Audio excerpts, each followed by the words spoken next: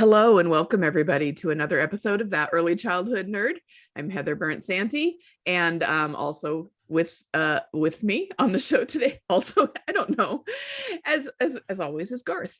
Sorry, Mike Huber is here. Hello. Sorry for all the niche Wayne's World fans out there. They can get that reference. So Mike and I are gonna, it was a way throwback. Now I might have to watch it again. That's how it usually works for me. Okay, so we're gonna do a podcast. Not about Wayne's World, about early childhood stuff. Although we're like the bizarro Wayne and Garth with our very short hair and bald. I was gonna say, yeah, there we go. And I was just thinking they were kind of like a podcast before there was. They were. Cable access really was the original podcast. Yeah. Proto podcasts. Yeah. So before all the listeners start frantically Googling what Wayne's World is, we should probably just keep moving forward. So Mike texted me. I've been thinking about behavior stuff for a while. It's one of the things that's always constantly in my brain rattling around. But I think we both are included in an upcoming issue of Exchange in their focus on behavior section. And you're writing a book. So you had it on your brain too? Yep. And so this is our quote. Mike texted me. Can we do a challenging behaviors episode where we talk about behaviors that adults do that challenge children, such as telling people to sit down or use an inside voice? Next text. I'm in pissed off mode of my writing process. What a great mode. It sounds it's a necessary stage, Yeah. But it's that thing of you can't, an article can't have that, right? Like no one wants to read an entire article where they're being yelled at. Yeah. But podcasts kind of work well. Podcasts are a different story. Yeah. So we'll do our yelling here. So tell me why that was on your mind that day and why you wanted to or what you mean. Yeah. So I feel like it's something, and I know this comes to, here's my like polite self going to, I know people, it's more about their own sense of control and their own like falling back on the things they heard when they were kids and all that. But at the same time, just that thing of, I find I can say something like 10 times to a teacher of, rather than telling them, it's your job to do this, like talking to them as like a partner or being on the same team as them is the phrase I keep using now. Yeah. And yet then I go into the room and it still falls into that. Yeah.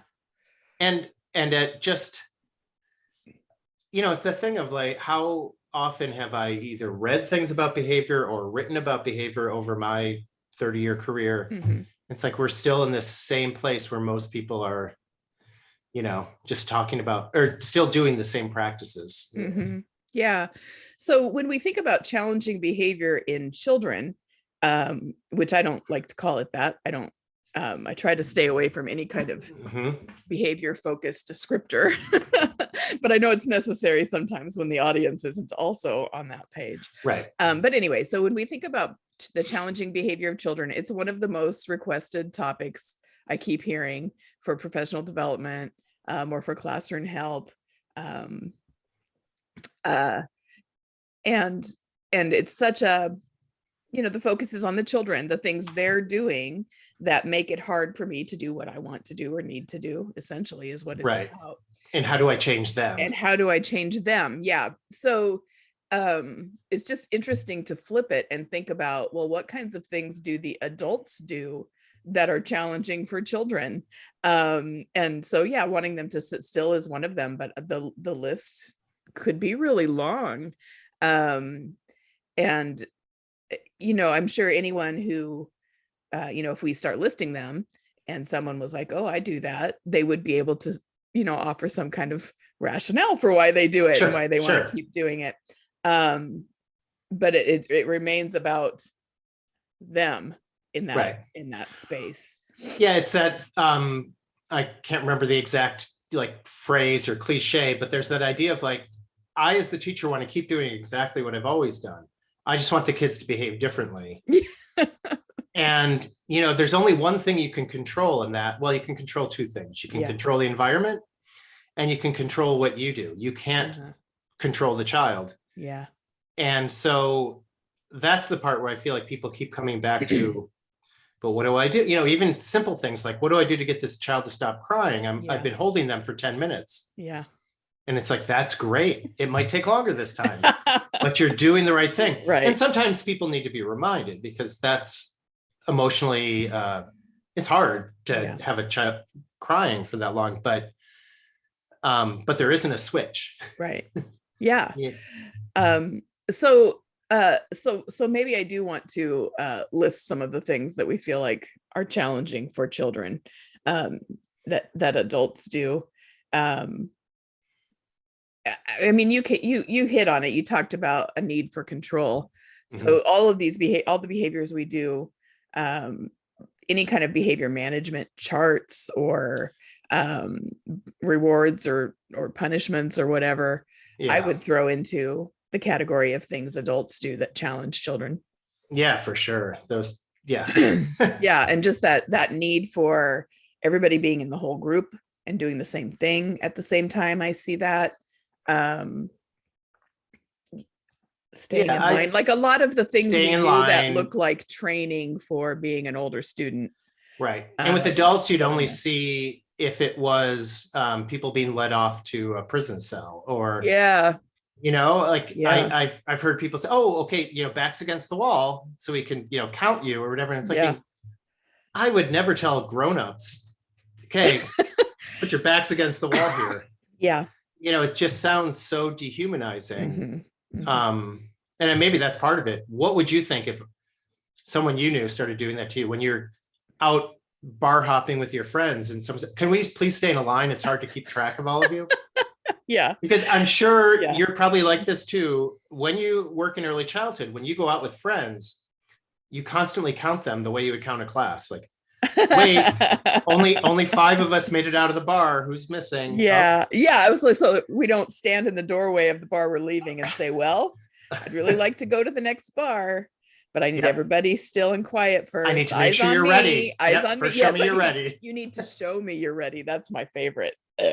And that's one of those ones that, that one really irks me, right? Because it's, if you just started doing it, they would join you. The idea of having to do something else to get to the point of what you do want, especially for children who developmentally can't picture something in 3 minutes. Right. They're only picturing the here and now. Why would you tell them we all have to sit quietly before we can go play in the gym? Right. Or eat our food or whatever. There's food in front of them, so. One time I was working with a co-teacher and we had 2-year-olds and she was a lot younger than me. Like it was just in the last maybe 5 or 6 years and didn't know who I was, frankly. I'll just say that. But we're getting ready to take 2-year-olds outside. She's in front of the door. They're all sitting and had been sitting for a long time. And I'm with them, like arms around them and holding one of them. And she was just like, we can't go till you show me that you're ready. And like a long time. So finally I said, no, just open the door. And she got really angry about that. And just as that happened, the director brought a tour through, like a prospective parent. And then I got scolded at the end of the day for not being warm and welcoming to the parent that came in unexpectedly in the middle of this right challenging behavior of the 2 adults that were in the room. But so the other thing that we always talk about when we're talking about again, quote unquote, challenging behavior is I feel like at least there's a little bit of lip service and a lot of and some practice and real change happening in terms of understanding that it's all behavior.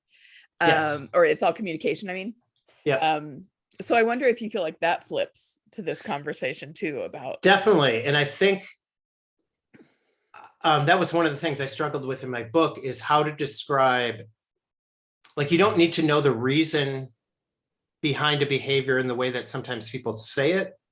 In the same way, I don't need to know why a child's using a wheelchair in my classroom to accommodate them. Uh-huh. I also don't need, if there's a child who for some reason doesn't hear me if I just say something to the whole class, that they need me to walk up to them or point as I'm talking or whatever it is. I don't necessarily need to know what is going on in their brain. Could I please get a CAT scan while I'm talking to them? What I do need to know is, this child doesn't hear me when I just say something to the whole group. Everyone else starts doing it. Mm-hmm. At best, this child sees everyone else going over to the door, so they go over to the door, but they don't hear me. Mm-hmm. And I can see that. And, okay, so I need a different strategy with this child, not I need to tell this child that they're supposed to listen to me. Right. Because that's not understanding their developmental process of they might not be able to filter out all the other sounds in a classroom. Yeah. To hear you. And anyone who uses a hearing aid knows what I'm talking about. Mm-hmm. When you're in a restaurant and you can't hear the person talking to you, that's what a child hears before their executive function is developed to the point that they filter out sound. Yeah. Or I need to turn my music down in the car because I have to really concentrate on the road for a minute. Or on exactly. Yeah. Like, oh my God, wait, there's a detour. Hold on. Let me turn down the sound. So in that case, the challenging adult behavior seems to be just that either inability, unwillingness, or just haven't ever been presented with the idea of what you just described. Like it's I see something different in a child, but I'm not going to change what I'm doing. I need to bring him in. It's important. Right. And so it's a deficit for him, but it's a strength for me because I'm really being firm and strict and bringing him along. Yeah. I'm expecting the same thing from every child. Yeah. And say, really, would you expect, again, I often use child in a wheelchair or child that uses glasses without their adaptive device, or if, hey, we're all using the stairs, so you're going to just have to figure out how to use that. Right. Oh boy. We would never do it. Right. And yet a lot of the development that's happening is up in our brain and there's no accommodation for that. Right. Or even just the fact that everything we know about development tells us that children under the age of 8 should be moving most of the time. Right. And yet what we're doing is having them act like 10-year-olds. And then we're wondering why they can't do it. And it's like, what time in human history, whatever, 250,000 years, were 4-year-olds expected to sit for 10 minutes, let alone a half hour. And yet we often have that expectation now, and then wonder what's going on and what little tricks can I do if I, and this is where you get into the rewards or punishments or whatever of like, what if I give them, I saw one thing on YouTube, someone suggesting they had a spray bottle of basically sugar water, and I can spray sugar water into the children's mouth when they're my Lord. And it was for them to sit down in a circle. And I'm thinking, we aren't talking about like training poodles or anything, right? I mean, but there were so many comments about, oh my God, this is so great. I can't wait to do this. Yeah. What flavors, like whatever. Because I can imagine that comment list. Yeah. And it's just like, really, that's when I think of what I want an adult to do, that's where I go. And of course, we do that a lot. We can get it. Well, we don't have to, but this a different podcast. We get into the whole Punished by Rewards of adults. Right. I can't think of the author's name. Of Punished by Rewards? No. I mean, there's another. Sorry. No, there's a book called Drive. Okay. About workplace. So more for businesses, and talking about offering like a bonus to do something doesn't work. Right. In the long run, because you'll get people who are only doing it for the money and then their work is shoddy. Or, and there's that thing of sometimes there's things like you got to do a mailing and it's a drag. Nobody wants to do it, but okay, we're all going to get together, do this mailing, and I'm going to order pizza afterwards. And it's like not a huge bonus, but we're all doing it together. Yeah. And you're acknowledging that it sucks. Yeah. Is a better thing than to say, oh, well, the person who does this gets, whatever, an extra $50 on their paycheck. It doesn't actually, it can have short-term benefits. I mean, it's the same exact thing as Alfie Cohn's work. It can have short-term benefits, but in the long term, it actually makes it worse, because then when you don't have a bonus, no one's going to do it, because that's what they've learned. Like the only reason I'm doing this is for the bonus. And then So, your bonuses, yeah. like with children, they have to get bigger or better or whatever. Right. You have to keep So upping it. I'll just throw in that Alfie has a chapter about the work stuff too in Punished by Rewards. Okay. But the book sounds good. And you've used the word too earlier, just dehumanizing. These practices are sort of dehumanizing, and that's what I think when we're talking about an adult workplace. No one would, very few would argue or accuse you of being cruel, to say, well, these are kind of dehumanizing practices that I'd like to move away from. But when we use that word with children, boy, you get people up in arms, and it's about protecting their own identity as to, no one wants to think that they've done something that would dehumanize a child, and a lot of times it's not intentional. We're just following these scripts that we've got, right. But Jim Greenman long ago wrote an article, and then it was included in his book Places for Childhood, about the things we do in childcare programs, early childhood programs, that are dehumanizing. And I think it's called How Institutional Are You? And that's sort of exactly what he does, is he walks through these things, like making them stand in line, doing everything as a whole group, and compares it a lot of times to, different institutions that adults might be grouped in. Right. And so I'm going to use a Jim Greenman quote too. Good, I love him. I do too. He and I went to the same church before he passed away. Oh my God. So it was just this weird. I was just new to the field, met him a few times, and then he passed away. But he would use the opening chapter of Winnie the Pooh, where Christopher Robin's coming down the steps holding Pooh Bear by the leg, so his head's down, and every step, Pooh Bear hits his head on the step, and is thinking, there must be a better way to go down the bam. There must be a better way to go down the bam. And each time something comes up and he gets interrupted. And, his point was, that's what early childhood is like, when we don't create spaces to step back and say, is telling the child to sit still working? Why might it not be working? What would I feel like if someone told me to sit still? If when I, would go to see Jim Greenman speak, if he ever had told all of us to sit, face the front, don't swing your foot, don't, make sure your phone is in your purse or whatever, just all these like things, we would be like, what is wrong with this guy?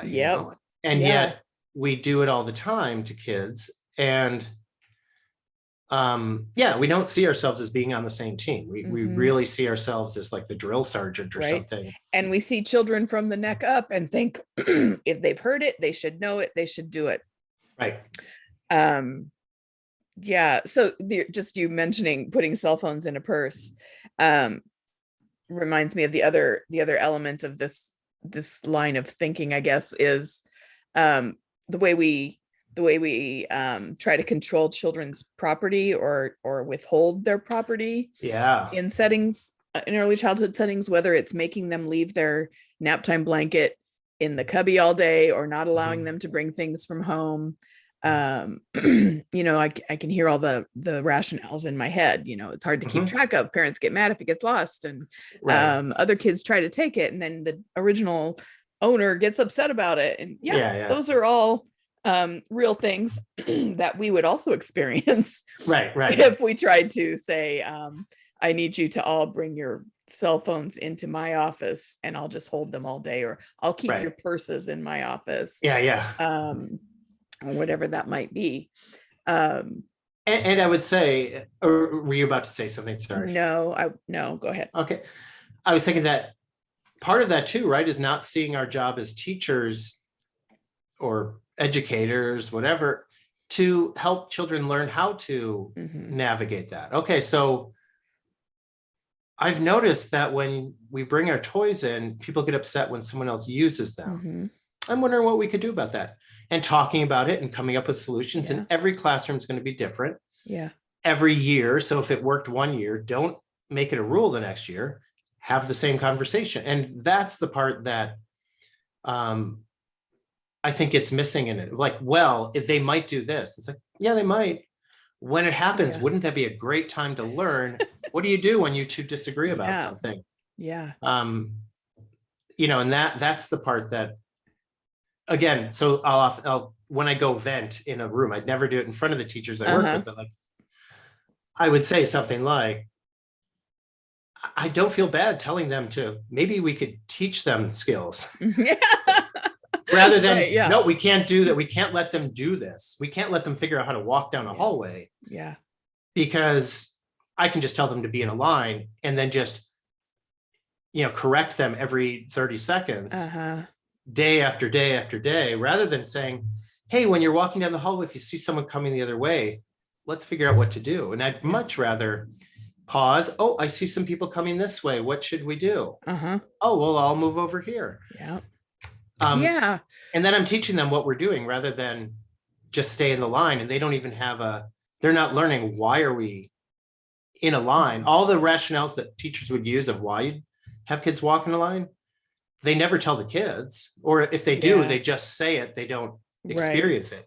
But if you're walking down the hallway and say, oh my goodness, there's people coming the other way. What can we do? Let's all go to this side, or let's all, and I just don't see.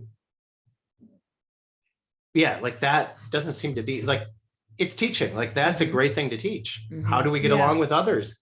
Even when it's just walking down a sidewalk in the city and having to move over.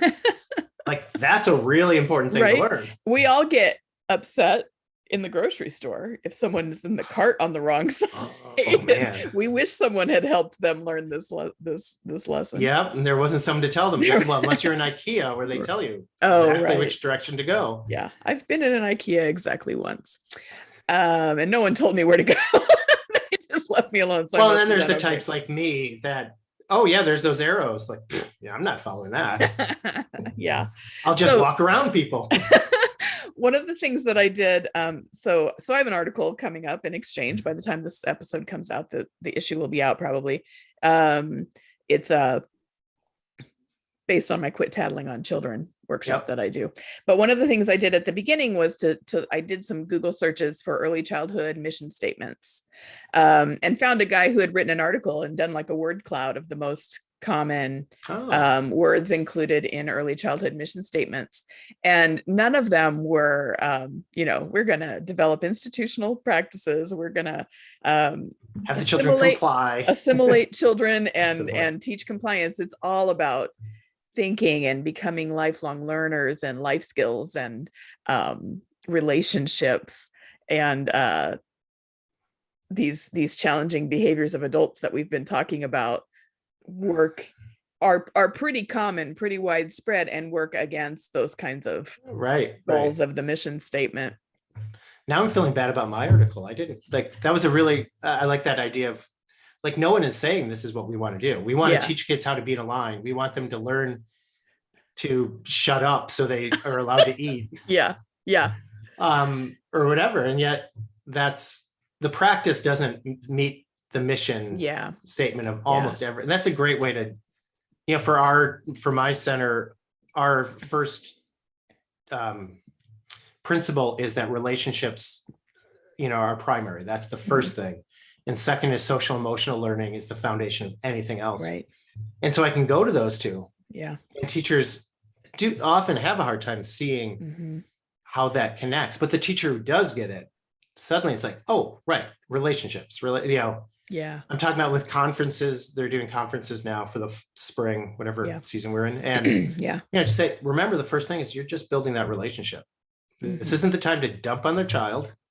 Yeah. I'd give them your article, but it's not out yet as we speak. But just that idea that, like this is the time to like show them that their child and like what a cool child they have or whatever. And then as my boss always reminds them, and if there is a problem, this shouldn't be the first time they hear about it. Like if you have a concern about, a developmental delay or, mental health issue or whatever. Yeah. It's not the conference. That's not the time to like, it's sort of like, have you noticed this at home? Like just slowly, throughout, over weeks. Oh, have you noticed this at home? Oh, because he seems to get really upset during these times and it's hard to calm him down. I'm curious what you do at home. Whatever it is, you start the conversation and then tries different strategies, not just telling them to change their ways, but more like you're changing what you do and seeing how they react. And Yeah. the inclusion specialist at my work always says, everything you do is either a strategy or it's information gathering. Like, that didn't work. Okay, so I now know that makes it worse. Yes. Let me try a different thing. Oh, yeah. What a great way to think about. Right. So it's not a failure just because you tried something and it didn't work. Because that's the other thing I think teachers sometimes do, because they're under a lot of stress and they want a quick fix. And when a strategy doesn't work, they're like, well, why should I listen to Mike? Because he told me something and it didn't work. Yeah. Rather than, oh, okay, what information did we get from that? So isn't it funny though? Funny, peculiar, not funny, haha. Which not funny, like, Wayne's World. Yeah. That they're trying the same thing over and over and it's not working. And that's why they come to a workshop about helping with behavior, or listen to a podcast or read an article, and they maybe try what they hear once and it doesn't work, so they give up on it, even though they've been trying the same thing over and over. Or like such a years. Yeah. Glimpse of humanity in that little bit of And I, you know, it's that thing of, I don't want to like just dump on teachers because I do it too. Yeah. I was going to say the same thing. Right. Like, we all do that. And that's where it helps to have an outsider, like a coach or a supervisor or a co-teacher that you actually have a reflective practice with, to think, oh, you know what, let's try this for a week and see what happens. Was there any change? You know, and just have that curious attitude rather than a quick fix, because quick fixes are never going to, I mean, that's when you get into the behavior charts and the things, which I actually wrote about behavior charts in my article. Exciting. But I've never used one for one, but I've never been in a classroom that used one either. So I probably did text you about it. It's like, I don't actually know how they work. I had to look that up. Google that, like, how does this work? And read people who are explaining how these magical things. But then I asked my own child, who's 18 now, did you ever be in a classroom where they use behavior charts? Like, oh yeah, in first grade. And so they had an instance, it was red, yellow, green, I think was the thing. But it was, so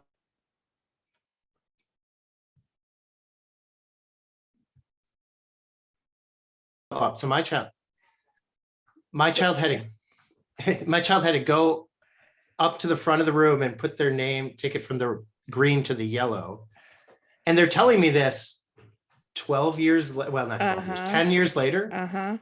But that embarrassment of it, and of course later was diagnosed with autism. And one of the things that they have a hard time doing is that sort of planning, processing as they're doing it. So it would just take longer. Like, their IEP literally says they need extra time for a test, or they might need, you know, a few extra days for an assignment to be due.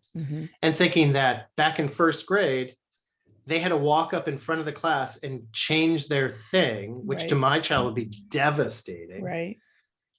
And they can still remember it 10 years later and thinking, what did that do? And then there's some children who would probably go up, and my child actually brought up the point of, and the weird thing was, like, somebody else hit somebody during that and they did the same thing. And I'm thinking, taking too much time to take out your pencils and hitting someone are, you know, relatively the same. Which I thought was a great insight, because I haven't heard that one from an adult before, but it's like, like, that is a weird, there's just the shame element. And, you know, there's that quote, no one ever did better by being made to feel bad or something. But one of our challenging adult behaviors is to think of ways that really are essentially shaming. And, you know, people have conversations now, I see, where they, you know, sort of speaking against behavior charts and those kinds of methods, that, you know, what if at work I came and I moved your clip as the day goes on, or I made you go up and move your clip? Would it improve you? Would it improve you? Yeah. And so for me, honestly, it would probably be some variation of the part of Stepbrothers, where Will Ferrell storms out of the wedding and yells, "This wedding is horse shit." I feel like that's how I would respond. But I know I'm sure that's how you would respond. I know a lot of people who would like be deeply wounded. Would be one or the other, either way. Yeah, either way, you're not making anybody feel like they want to do better. Motivation? I basically, like, everything I read, I kept thinking that behavior charts only work because they are based on fear or shame. Like they wouldn't work if people didn't care, then it wouldn't work. So behavior charts, even though they're supposedly positive, they only work because you're afraid to have that thing go down, and whether you're the one who does it or the teacher does it. Yeah. The shame of that, and thinking, I can't think of any time that shame works.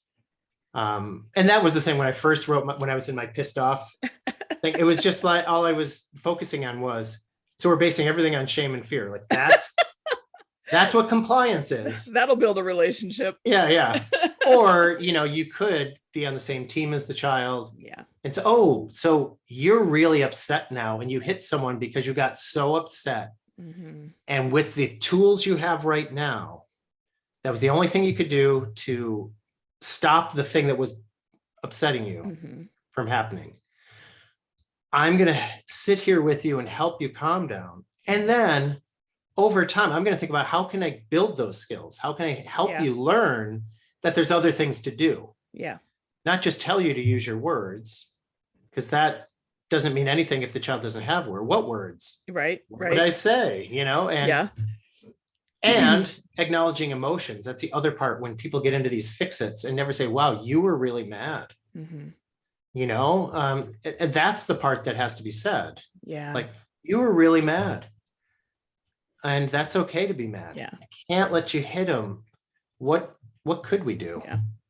I had a little boy say, depending how old they are. Yeah. He was, this little boy was 4, and he was having a really difficult time with something that he was upset about. And I said, I think it seems like you're mad. And he said, I'm not mad, I'm frustrated. I said, okay, you're frustrated. Okay.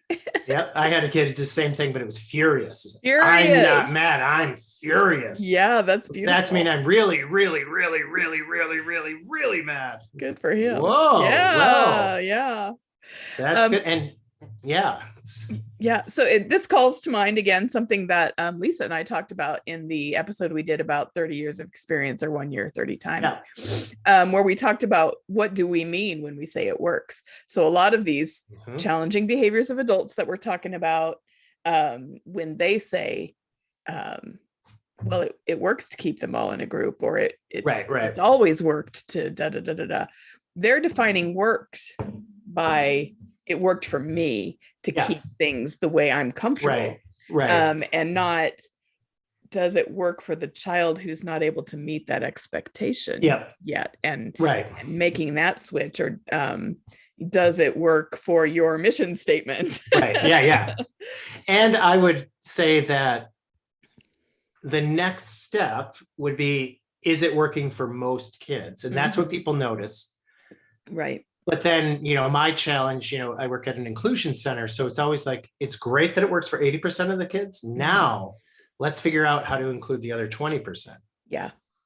And so it's not enough to just do. So one of my jobs is I will go in and either write down or video what kids are doing, not what so I don't focus on what the teacher does. I focus on what the kids do, and then say, look at this. And then we'll watch and say, and I'll try to get, a kid who's really participating. And then also the kid who's just lost, like, whoa, this head, shoulders, knees, and toes is going so fast. I don't know what to do.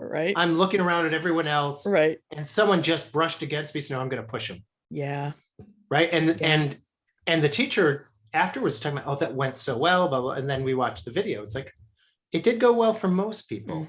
What if, I wonder what would happen if we didn't use a recording and you sang it and we slowed it down, and you can then speed it up, but first make sure that all the kids are doing it or know what they're doing, or if they don't want to, they don't want to. But for the kid who's trying and cannot figure out what's happening, but, just having that video and say, let's look at this.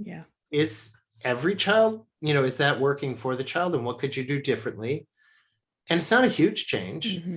And at the same time, it makes a big difference. It is really fun to do head and shoulders, knees and toes really slowly with a fake slow-mo voice. Yes. That's pretty fun. True too. That is fun. Oh shoot, there was something else and it's gone. So I don't know what I was going to say.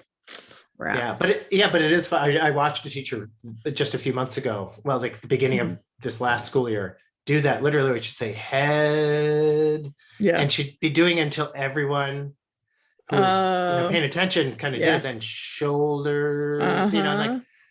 actually she was doing it in Spanish, so I don't remember all the words, Yeah. cabeza, whatever. Yeah. Yeah. But watching it, and part of it was the kids didn't know Spanish yet necessarily, right? So they're Oh, watching what she's doing and sure. To hearing the see. word for the first time. And Yeah. then when she was done, then she said, "Oh, we could do that in English too. Does anyone know what the word for cabeza is?" Uh-huh. And Yeah. then did it, and then they could go a little faster, but Uh-huh. still, she was doing it pretty Cool. slowly. Yeah. And then now, of course, they rip through it and Yeah. it's faster, faster. I have a student, an adult student in one of my college classes. Student in early childhood is another word that's on my list. But anyway, student in one of my college classes that I'm teaching, who is also a parent, and her son is first grade, I think, maybe. And she got an email from his teacher that he had been disrespectful and not paying attention during story time, and wanted her to work with him so that he would do better.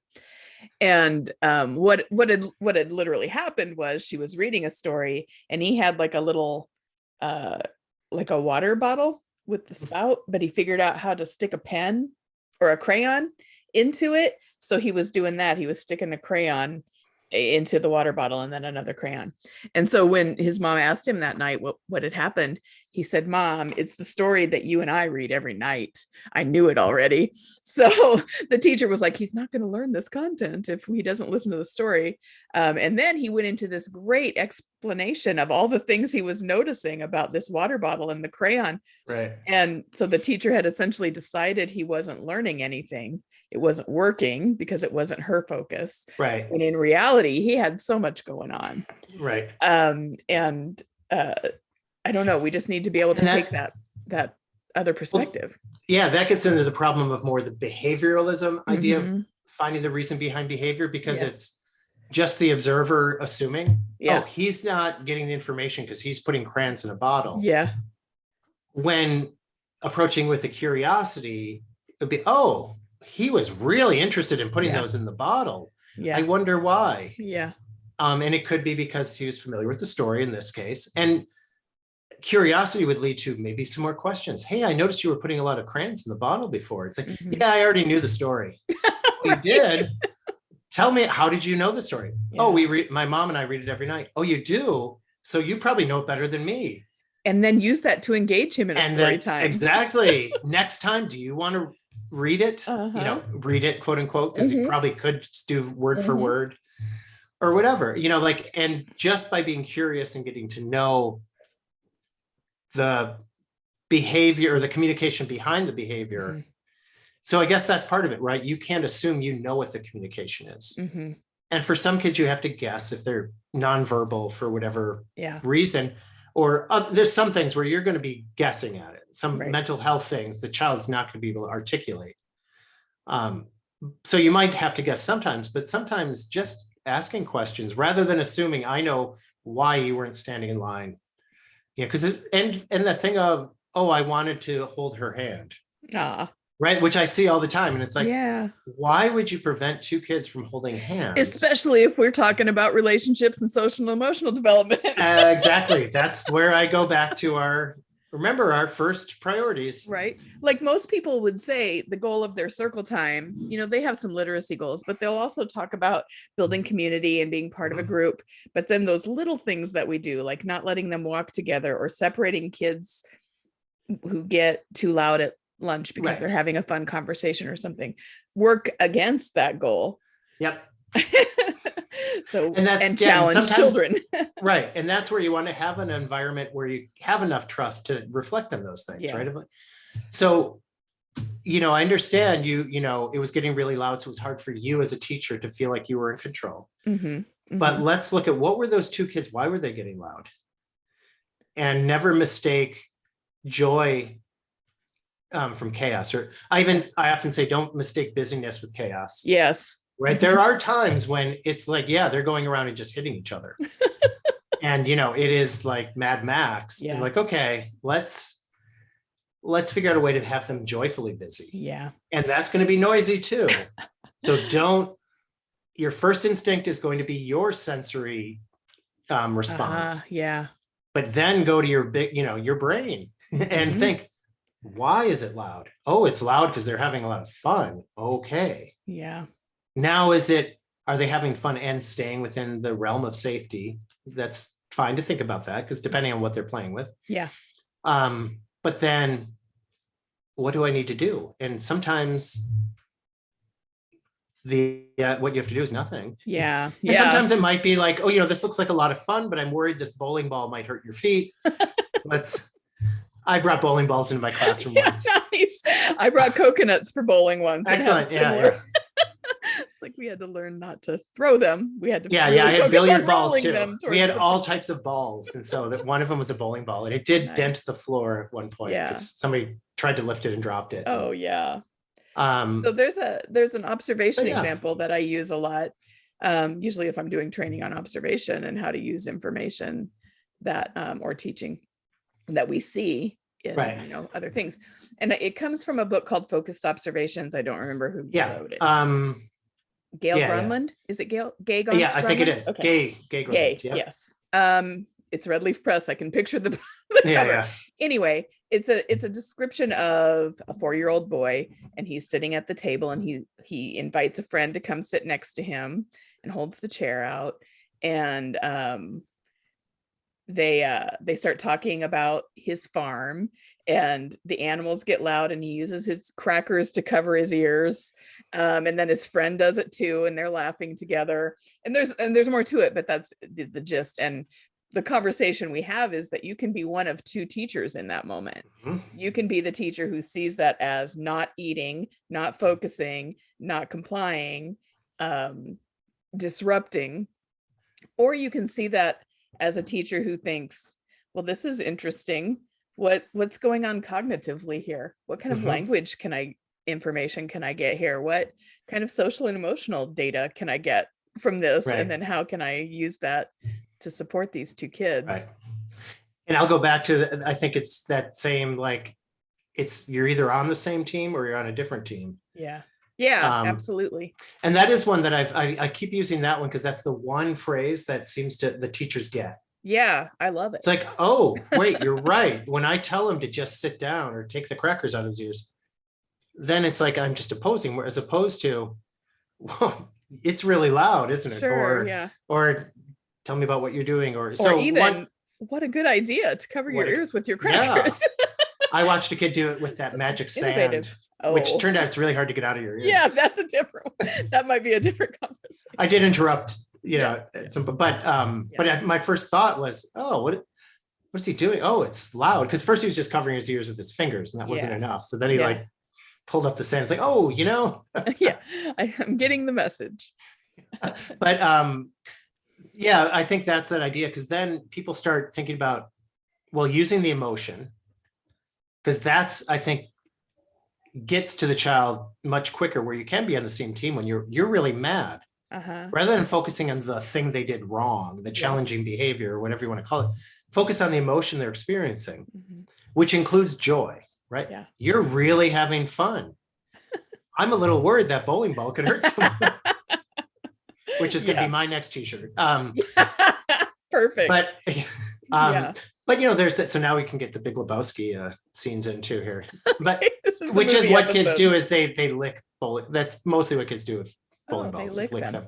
Okay. And try to roll them, and Yeah. But anyways, that was a tangent. Just that idea that if you say you're really having fun. In fact, one of my favorites with the teacher that I first started using this phrase, it was like cleanup time. This one child's just like throwing these toys around the room and laughing. And she just came over and said, you're really having fun throwing these. We're cleaning up so we can go outside. And that's all she said. Just leave it. And he just turned to the basket where the toys went and started throwing them in the basket. She didn't say anything else, but because she was on the same team. Yeah. And this was a child that 3 months earlier, when she was asking for help, she would have said, right now we need to clean up, stop throwing those toys, just really be the whatever hard ass. Yeah. And the kid would just run away, go hide somewhere, because cleaning up isn't fun.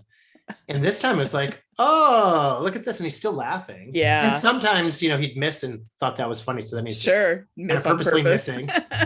But still, all she did was like say that. And then it was like, okay, now we're heading to the door. Yeah. And he had most of them in the basket, not all of them. Yeah. And he just went over and was like, doesn't that feel better as a teacher? Yeah.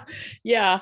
I don't think we give kids enough credit for the cognitive brilliance of their sense of humor sometimes, and the That's a good complex point. thinking that goes into it. But so my son Curtis, when he was in third grade, I got a call from the school. No, I got an email from the school that was like, just letting you know, we're going to be testing him tomorrow for an emotional disability. And I was like, no, you're not, because this is the first I've heard of it, and I don't even know what you're talking about. And so what was happening was, when he got upset, he would just walk out of the classroom.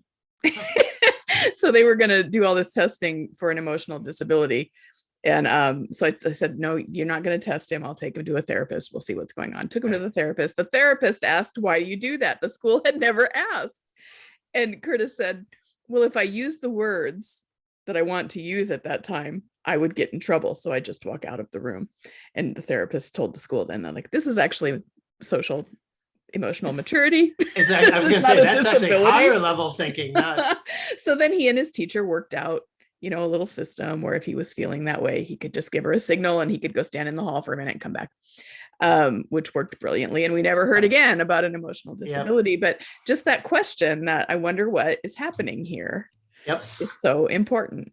And when we don't have that approach, then we do put a challenge down for children that's hard for them to work through and over. Yeah, for sure. I think of my autistic child when they became a teenager. I mean, it didn't happen on the day they became a teenager, but what they learned, I think, from the way I parented and similar to this, was that they always understood the reason why. So what they learned as a teenager was to explain to a teacher or other adult figure, like at a store, I'm autistic, so I don't like to make eye contact. Oh, wow. And then they like do their thing, because otherwise people think, oh, this child's trying to steal because they're avoiding or whatever. Yeah. Or in the classroom, like when they were in this one program back when the pandemic started, and my child's like, this video, because they were in person but watching a video. Long story as to why. But my child's like, the school I normally go to, it's project based and we work on our own pace. So if you tell me what the information is, can I just go into a different room, look it up myself? Good for them.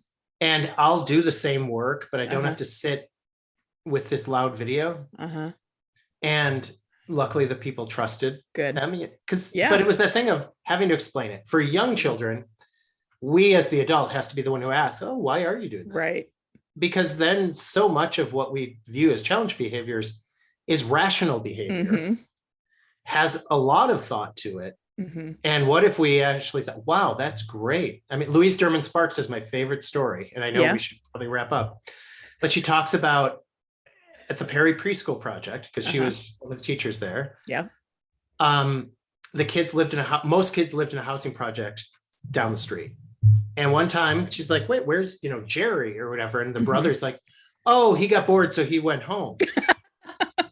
And Louise's response was, that is brilliant. He knew how to get home at the age of 3. That's great. And granted, early 60s, a lot of us were a little more, tolerant of that. But I loved that. I mean, it tells you who Louise is as a person, right? That was her response was, isn't that brilliant? Yes. Like, this child is so smart. And I thought, yes, not how dare he, And, she did tell him that, I can't really have you do that because whatever.